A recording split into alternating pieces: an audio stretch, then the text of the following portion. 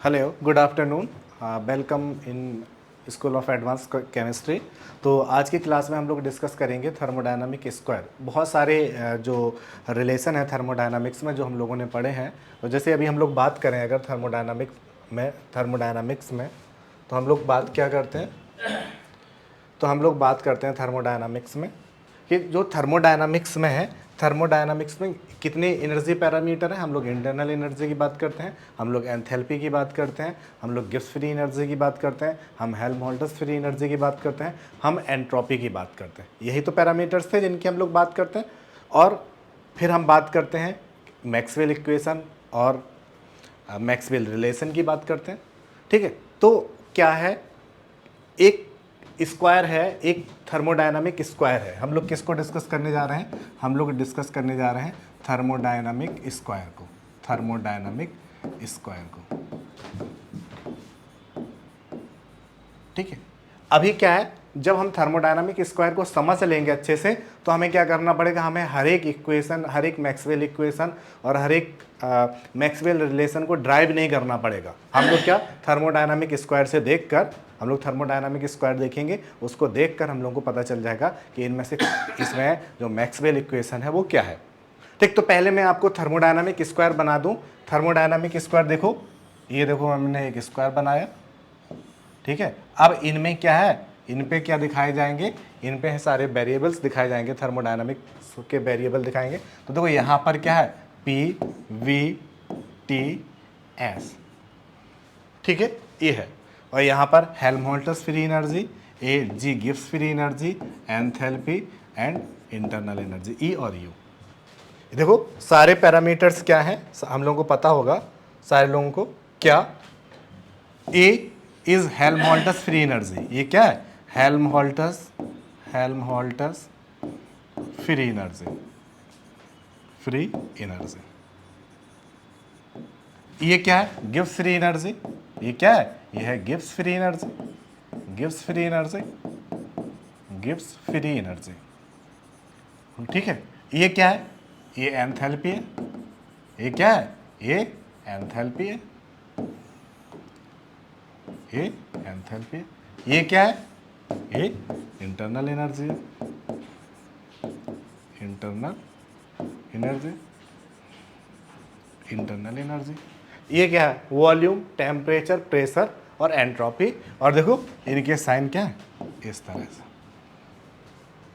ठीक है, अब देखते हैं कि हम किसकी बात करेंगे। हम लोग बात करेंगे, हम लोग थर्मोडायनामिक इस स्क्वायर के थ्रू किस चीज़ को समझेंगे, हम लोग समझेंगे मैक्सवेल इक्वेशंस को और मैक्सवेल रिलेशन को। क्या किसको समझेंगे, मैक्सवेल इक्वेशंस को। किसको समझ रहे हैं, मैक्सवेल इक्वेशंस को। और दूसरी चीज़ हम लोग समझने जा रहे हैं मैक्सवेल रिलेशंस को, मैक्सवेल रिलेशंस को। ठीक, अब देखो जब मैक्सवेल रिलेशंस की बात करते हैं तो मैक्सवेल रिलेशंस में क्या था कि एक कोई थर्मोडायनामिक वेरिएबल है, वो किसी एक कांस्टेंट के साथ, देखो क्या है, एक थर्मोडायनामिक वेरिएबल है। फॉर एग्जांपल एक एंट्रोपी की बात करें, change in entropy with respect to volume at constant temperature. ये किसके बराबर होगा, ये बराबर होगा change in pressure with respect to temperature at constant volume. तो थर्मोडायनामिक इस स्क्वायर से हम क्या, हम देखो थर्मोडायनामिक स्क्वायर से हम लोग मैक्सवेल रिलेशंस बना रहे हैं। ठीक है, इसमें क्या है, ये कैसे है, पहले हम ई और जी के साइड वाले की बात कर रहे हैं, ई और जी के साइड वाले की। तो देखो del D S upon D B, क्या del S upon del B at constant T. हमने इस ट्राइंगल को लिया, क्या del S upon del B at constant T. ये क्या हो जाएगा, del S upon del B at constant T, del S upon del B at constant T. ये किसके बराबर होगा, ये बराबर होगा del P upon del T at constant volume. ये किसके बराबर होगा, del P upon del T at constant V. ये मैक्सवेल रिलेशन है। क्या, del S upon del B at constant T is equal to del P upon del T at constant V. ठीक है, हमने क्या क्या लिए, देखो यहाँ पे यहाँ पे क्या हमने ये ट्राइंगल लिया, ये वाला ट्राइंगल हम लोगों ने ये ट्राइंगल लिया, ये ट्राइंगल, ठीक है, ये ट्राइंगल लिया, तो इसमें del S upon del B at constant T, फिर हम लोगों ने क्या लिया, इसके बराबर पे ये वाला लिया, del P upon del T at constant V. उल्टा भी कर सकते हैं, उल्टा क्या कर सकते हैं, del B upon del S at constant P is equal to del T upon del P at constant S. ठीक, ये था ई और जी की साइड का। अब देखो एच और ए के साइड जब बात करेंगे, जब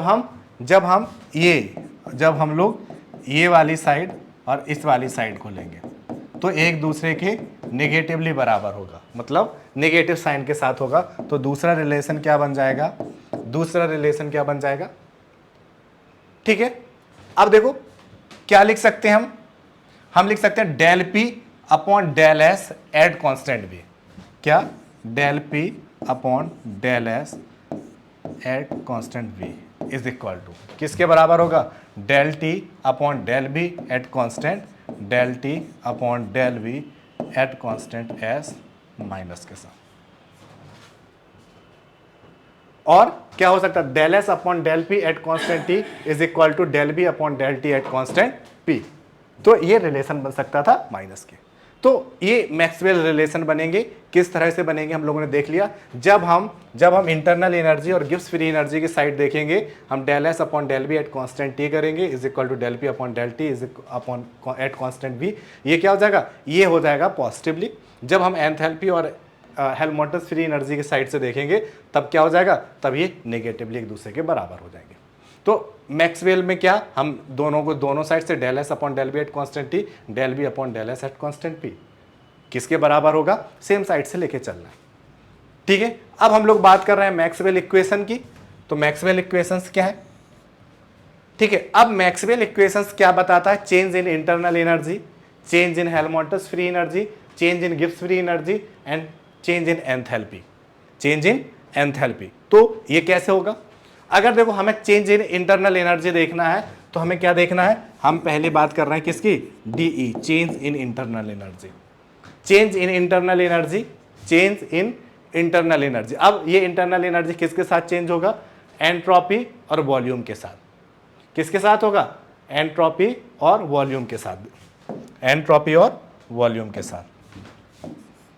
ये ऐसे बना, एंट्रोपी और वॉल्यूम के साथ, ठीक है। तो DE इज इक्वल टू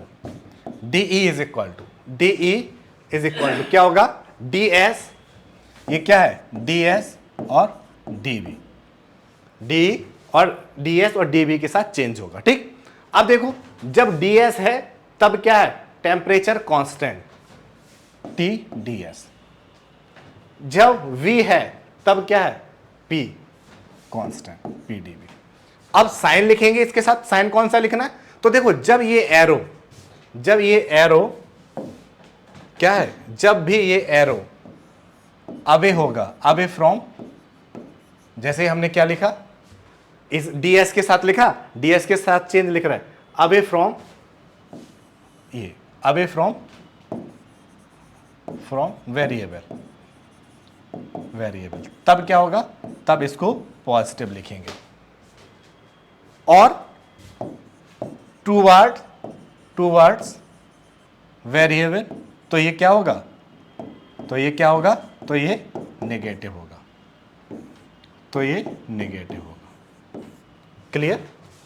अभी हम किसके, अब क्या करना है, हमने क्या लिखा, हमने लिखा DE इज इक्वल टू ये किसके साथ चेंज होगा, change in entropy and change in volume. जब DS है तो वॉल्यूम कांस्टेंट क्या होगा, टेम्परेचर TDS, और जब वॉल्यूम की बात करेंगे DP।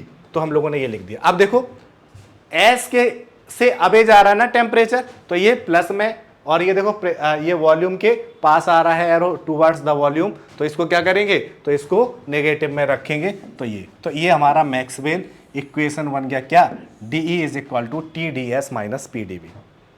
अब देखो इसको जैसे अभी हम लोग जब कॉन्सेप्ट से करते हैं तो क्या होता है, देखो DE इज इक्वल टू क्या होता है, हमें पता है DE is equal to DQ plus DW, यही तो होता है। DQ इज इक्वल टू क्या होता है, TDS, DW is equal to क्या होता है, माइनस PDB। तो देखो वही रिलेशन बना,